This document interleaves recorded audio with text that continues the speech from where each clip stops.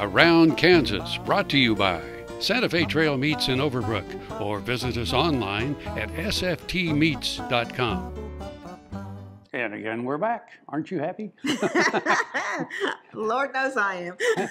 Well, we're talking about Kansas because Kansas Day is coming up, and you know the ad astra per aspera, of course, means to the stars through difficulty, and my story is going to be about Kansas. The difficulties. The difficulties, because you know, people think, well, the Civil War started when Fort Sumter got fired on and all that. Well, the Civil War really started in the 1850s between Kansas and Missouri. I'm so proud of you, Frank. I'm so proud of you. It really did.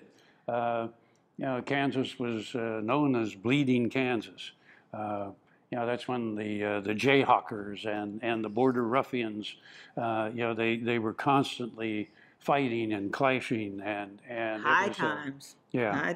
The old Chinese curse, may you be blessed to live in interesting times. Yeah. Well, they were really interesting times. Yeah. Well, and then, of course, Kansas came in as a free state, and that was really the thing that finally sparked the fuse. Yeah. Yeah. And a lot of people think, really? Well, Yes. when I was back in Pennsylvania over New Year's, honoring General Meade, who won the Battle of Gettysburg, and one of the reenactors at the celebration was Abraham Lincoln. And it's really interesting because Lincoln, you know, who now is this great iconic figure, this person who freed the slaves, who kept the nation together, was the most divisive president we have ever had. You know, we all have said during one election or another, if so-and-so's elected, I'm leaving the country.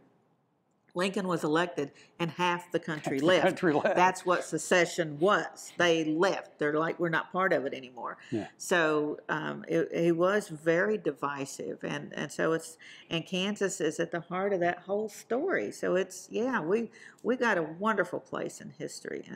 And this next piece is a really interesting side to that. To the stars through difficulty. After its being opened as a territory in 1854, there was no doubt that Kansas would one day be a state. What kind of state was always the issue, and 7 years of fighting on the Missouri border earned the designation Bloody Kansas. At last, a bill for statehood passed Congress, and on January 29, 1861, the territory joined the not-so-United States, just as southern states began pulling out. While there was much relief and celebration at the news, there is another side of the story. The Leavenworth Herald took a momentarily realistic view of admission in its issue of January 30th. The paper reported that those celebrating were mostly state office holders who would be drawing salaries from the new government. It was estimated that the cost of statehood was about $400,000 the first year, money that would have to be raised through taxes. The Herald compared the situation to the man who bought an elephant and spent all he had just feeding the animal.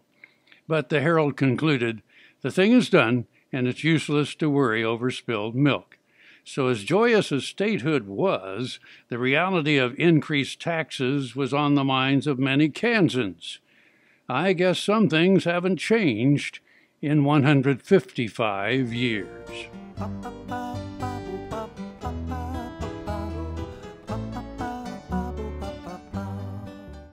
Soil is the life of a farm, and for 25 years, SureCrop Liquid Crop Nutrition has helped growers produce abundant quality crops while preserving and improving the soils they steward. SureCrop offers complete soil and plant analysis with cropping recommendations, delivery direct to your on-farm storage, and quality crop nutrition custom blended for your field. Choose SureCrop for the assurance of excellence for your soil. Call today or visit their website for more information.